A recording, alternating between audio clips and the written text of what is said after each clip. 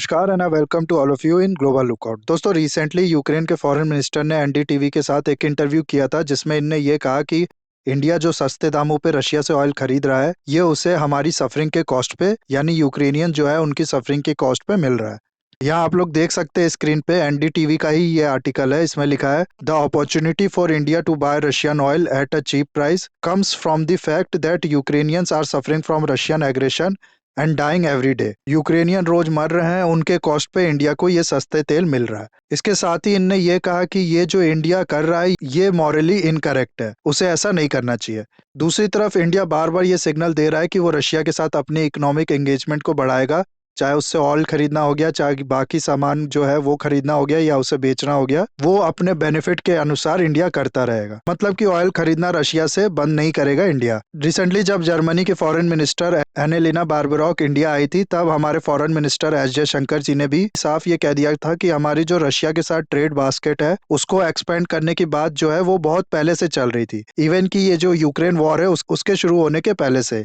और इनने ये भी कहा था कि हम लोग अभी और डिस्कस कर रहे हैं रशिया के साथ अपने ट्रेड को बढ़ाने की। आप लोग ने वो न्यूज़ भी सुनी होगी कि रशिया ने 500 आइटम्स की लिस्ट भेजी है इंडिया को, जो कि रशिया परचेज करना चाहता है इंडिया से। तो कंटिन्यूस दोनों तरफ जो इकोनॉमिक एंगेजमेंट है वो बढ़ती जा रही है।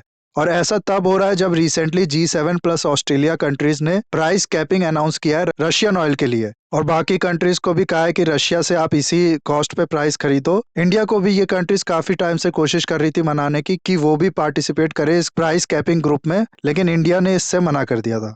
तो एक चीज साफ है कि वेस्ट की सुनेगा नहीं, इंडिया अपने मर्जी के हिसाब से काम करेगा जो कि उसके इंटरेस्ट में हो। और इस वीडियो में हम लोग डिस्कस करेंगे इसी चीज के बारे में कि ये जो यूक्रेन की तरफ से बार बार स्टेटमेंट आते हैं कि इंडिया जो रशिया से ऑयल खरीद रहा है उसमें यूक्रेनियंस का ब्लड मिला हुआ है, या फिर यूक्रेन के सफरिंग पे आ रहा है, यूक्रेनियंस मर रहे हैं, उसकी कॉस्ट पे इंडिया को सस्ता तेल मिल पा रहा है, क्या इसमें कोई दम है? साथ ही साथ ये जर्मनी के फाइनेंस मिनिस्टर के साथ मिलने के बाद जयशंकर जी ने क्या क्या कहा था अपने प्रेस मीट में, वो भी मैं बताऊंगा। साथ ही साथ आपको बताऊंगा कि आप जब भी न्यूज़पेपर खोलते होंगे तो इस तरीके की चीज सुनते होंगे, ब्रेंट क्रूड ऑयल या फिर उराल ऑयल, ये सब चीज क्या है, कितने बेंचमार्क्स होते हैं ऑयल के, ये सब प्लस और भी बहुत कुछ आप लोग को जानने को मिलेगा इस वीडियो में। बस आपको एंड तक बने रहना है, और अगर वीडियो अच्छा लगे तो लाइक कमेंट शेयर सब्सक्राइब जरूर करना है। इस इंटरव्यू में यूक्रेन के फॉरेन मिनिस्टर ने यह भी कहा है कि ये काफी नहीं है कि आप बस यूरोपियन यूनियन की तरफ उंगली उठा दो कि वो लोग भी ऐसा कर रहे हैं, रशिया से ऑयल खरीद रहे हैं, गैस खरीद रहे हैं। इंडिया को चाहिए कि उसका ये जो एक्शन है रशिया से ऑयल खरीदने का, उसको ये ह्यूमन सफरिंग जो कि यूक्रेनियन फेस कर रहे हैं रशियन हाथों के थ्रू, उसके प्रिज्म से देखे। एक और चीज यूक्रेन के फॉरेन मिनिस्टर दिमित्रो कोलेबा कहते हैं कि प्राइम मिनिस्टर मोदी जो है इनका की रोल है जो कि ये प्ले कर सकते हैं इस वॉर को खत्म करने में। इनने कहा कि इंडिया की कोशिश करने से भले ही हो सकता है कोई रिजल्ट ना आए, लेकिन इंडिया को एटलीस्ट ट्राई करना चाहिए।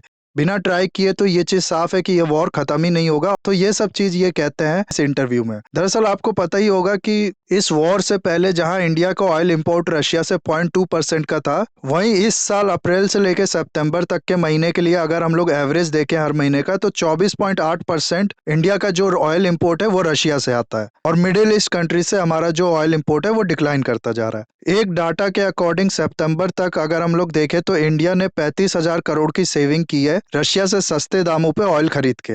तो जब यूक्रेन या फिर वेस्टर्न कंट्रीज इंडिया को मना करती हैं कि आप रशिया से ऑयल मत खरीदो, तो उनका मतलब सिर्फ ये नहीं होता कि आप रशिया से ऑयल मत खरीदो। एक तरीके से वो ये भी चाहती है ना कि ये जो सेविंग कर रहा है इंडिया सस्ते दामों पे ऑयल खरीद के, ये ना करे।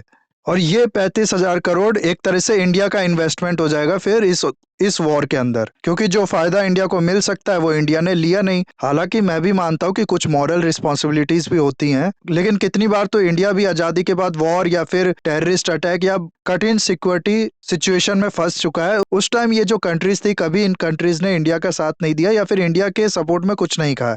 लेकिन अब ये कंट्री चाह रही है कि इंडिया जो है वो अपना फायदा छोड़ दे इस वॉर के चलते। सिर्फ अप टू 40% का जो डिस्काउंट दे रहा है रशिया उराल ऑयल्स पे, वो ना ले और कहीं और से ऑयल खरीदे इंडिया महंगे दामों पे। लेकिन इंडिया का ये जो एक्शन है रशिया से ऑयल खरीदने का, इसको लगातार हमारे पेट्रोलियम मिनिस्टर हरदीप सिंह पुरी जी भी और हमारे जो मिनिस्टर ऑफ एक्सटर्नल अफेयर्स हैं एस जयशंकर जी भी, वो लगातार इसको प्रोटेक्ट करते आ रहे हैं। हरदीप सिंह पुरी जी से जब भी ये पूछा जाता है कि यूक्रेन से जो इंडिया ऑयल खरीद रहा है, इसको लेके क्या इंडिया की कोई मॉरल ऑब्लिगेशन नहीं है, रशिया जो इतने लोगों को मार रहा है यूक्रेन में उसके अगेंस्ट में, तो ये कहते हैं कि हमारी सबसे पहली मॉरल ऑब्लिगेशन जो है वो हमारे कस्टमर, हमारे लोगों को सस्ते दामों पे ऑयल प्रोवाइड करना है। उसके बाद इंडिया के फॉरेन मिनिस्टर और जर्मनी के फॉरेन मिनिस्टर की ये जो मीटिंग थी, इसके बाद जो प्रेस मीट थी उसमें एस जयशंकर जी ने भी काफी अच्छे से एक लेसन टीच किया वेस्टर्न कंट्रीज को। उस एस जयशंकर जी ने ये बोला कि पिछले 9 महीनों की अगर हम लोग सिर्फ बात करें तो इंडिया का रशिया से क्रूड ऑयल परचेज जो है वो 1/6 है जितना यूरोप ने रशिया से किया है।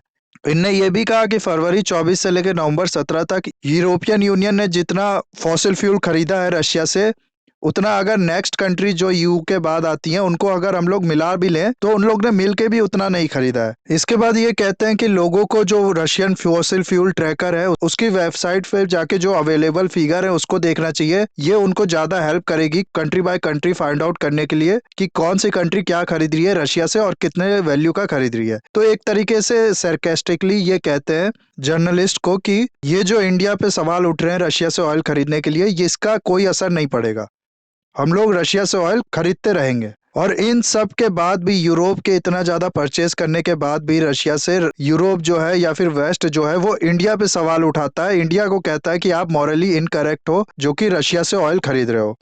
हालांकि अब 5 दिसंबर से यूरोप ने कम्प्लीटली बैन लगा दिया है रशियन ऑयल पे, लेकिन ये चीज वो इंडिया को बहुत पहले से कहते आ रहे हैं कि इंडिया को ऐसा नहीं करना चाहिए।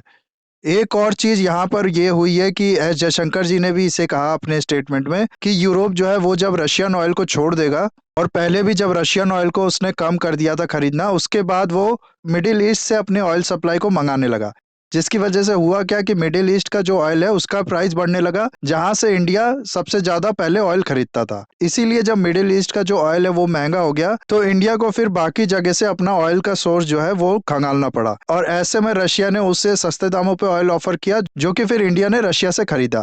तो कहने का मतलब है कि इसके पीछे भी यूरोप का ही हाथ, यूरोप की वजह से ही इंडिया को रशिया से ऑयल खरीदना पड़ रहा है।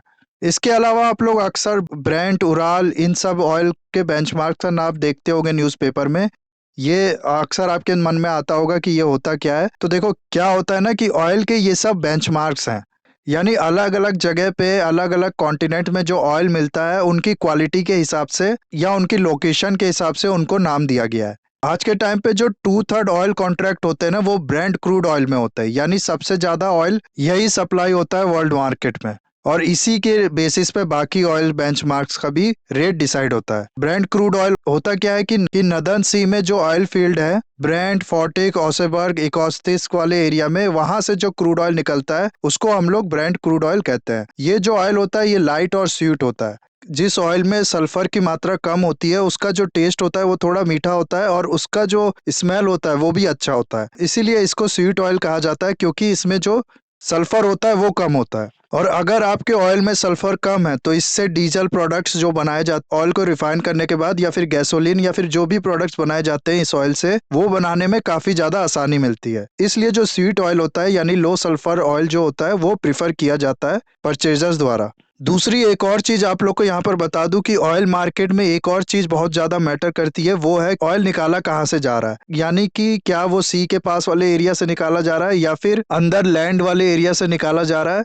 इससे होता क्या है कि अगर सी के पास वाले एरिया से निकाला जा रहा हो, वाटर बॉर्न ऑयल हो या सी बॉर्न ऑयल हो, कि वहीं पर सी से फिर आसानी से ट्रांसपोर्ट कर दिया जाएगा। लेकिन अगर लैंड के बीच में कहीं पर लैंडलॉक एरिया से ये ऑयल निकाला जा रहा हो तो फिर पहले आपको लेके आना पड़ेगा सी के पास और फिर वहां से ट्रांसपोर्ट करना पड़ेगा ये ऑयल। और आप लोग को बता दूं कि ये जो लैंड पे ट्रांसपोर्टेशन का खर्चा होता है ना, ये सी पे ट्रांसपोर्टेशन के खर्चे से बहुत ही ज्यादा होता है। तो एक और चीज जो ब्रेंट क्रूड ऑयल को प्रिफर्ड बनाती है वो ये वाटर बॉर्न या सी बॉर्न ऑयल है। ब्रेंट के बाद आता है WTI यानी वेस्ट टेक्सास इंटरमीडिएट। ये जो ऑयल है ये यूएस के वेल से निकलता है और ये फिर वही जो मैंने बताया ना कि लैंड के अंदर से ऑयल निकलता है, यानी सीबॉर्न ऑयल नहीं है। तो ऐसे में क्या किया जा सकता है कि पाइपलाइन बिछा के ऑयल ट्रांसपोर्ट किया जा सकता है, वो ट्रांसपोर्टेशन का खर्चा बचा सकती है। और ऐसे ही किया जाता है इस ऑयल के साथ, कुशिंग और ओक्लाहोमा में भेजा जाता है इस ऑयल को पाइपलाइन के थ्रू। ये जो ऑयल होता है ये बहुत ही ज़्यादा स्वीट होता है, लेकिन इसका जो नेगेटिव पॉइंट है वो मैंने आपको बता ही दिया कि पाइपलाइन जहाँ तक बिछी है वहाँ तक तो आसानी से भिजवा देगा, लेकिन बाकी जगह पे अगर ये ऑयल भेजना है तो इसका जो ट्रांसपोर्टेशन कॉस्ट है वो ज़्यादा पड़ेगा। तो फिर दुबई, ओमान या मिडिल ईस्ट का जो बेंचमार्क है वो आता है। ये ऑयल ना थोड़ा सा लोअर ग्रेड का होता है, इसमें सल्फर थोड़ा सा ज़्यादा मिलेगा आपको, और ये सोर कैटेगरी का होता है। फिर तापिस क्रूड आता है जो सिंगापुर के आसपास वाले एरिया में मिलता है। ये बहुत ही ज़्यादा लाइट और स्वीट होता है, यानी ये भी अच्छा ऑयल होता है, लेकिन ज़्यादा ये मार्केट में बेचा नहीं जाता है। ऐसे ही उराल माउंटेन्स का जो एरिया है वहाँ से जो ऑयल निकलता है उसको कहा जाता है उराल ऑयल्स। इसकी क्वालिटी भी बहुत ज़्यादा ख़राब होती है, इसीलिए इसमें सर्बिया के वोल्गा रीजन का थोड़ा सा ऑयल मिलाया जाता है जो कि अच्छा क्वालिटी का होता है, और फिर इसे मार्केट में बेचा जाता है। मैक्सिको वाले एरिया से भी एक तरीके का ऑयल निकलता है जिसको हम लोग इस्तिमस ऑयल कहते हैं। इसकी क्वालिटी भी कोई खास नहीं होती है। बाकी ये सब चीज़ मैंने इसमें शॉर्ट में कवर किया है, इसमें बाद में मैं अलग से भी एक वीडियो बना दूंगा सारे सारे ऑयल बेंचमार्क के बारे में और कैसे ये ऑयल की मार्केट काम करती है उसके बारे में। तो अभी वो बताने लगूंगा तो टोटली वो आउट ऑफ कॉन्टेक्स्ट हो जाएगा। तो यूक्रेन के ये जो फॉरेन मिनिस्टर है इनको ये चीज़ भी देखनी चाहिए कि बाकी इकोनॉमीज भी रशिया से ऑयल खरीद रही हैं, और ऑयल ही नहीं बाकी चीज़ें भी खरीद रही हैं, जिसकी वजह से रशिया अपना जो ये वॉर है उसको फाइनेंस कर पा रहा है। तो सिर्फ इंडिया को क्रिटिसाइज करने से कुछ नहीं होगा। हर कंट्री अपने इंटरेस्ट के अकॉर्डिंग काम करती है, इंडिया भी वैसे ही कर रहा है। और हालांकि इंडिया ने यूक्रेन को तो काफ़ी ज़्यादा टेरियन सपोर्ट भी प्रोवाइड किया है, जबकि ऐसा करने से हम लोग अपनी जो रिलेशन थे रशिया के साथ उसको डैमेज कर सकते थे, लेकिन उसके बाद भी इंडिया ने ये किया। और वॉर में जो इंडिया का स्टैंड है वो सब जानते हैं, इंडिया हमेशा डायलॉग, डिप्लोमेसी और डेमोक्रेसी को फेवर करता है। पुतिन के मुंह पे ही प्राइम मिनिस्टर मोदी जी ने ये भी कह दिया था कि ये जो इरा है ये वॉर का नहीं है, और ये जो 3 Ds हैं इसी के थ्रू हम लोग को इसका सॉल्यूशन निकालना चाहिए। तो इतना ही था गाइज इस वीडियो में। आई होप ये वीडियो आपको अच्छा लगा होगा। इसे लाइक, कमेंट, शेयर, सब्सक्राइब जरूर कीजिएगा। That's all, have a nice day, take care.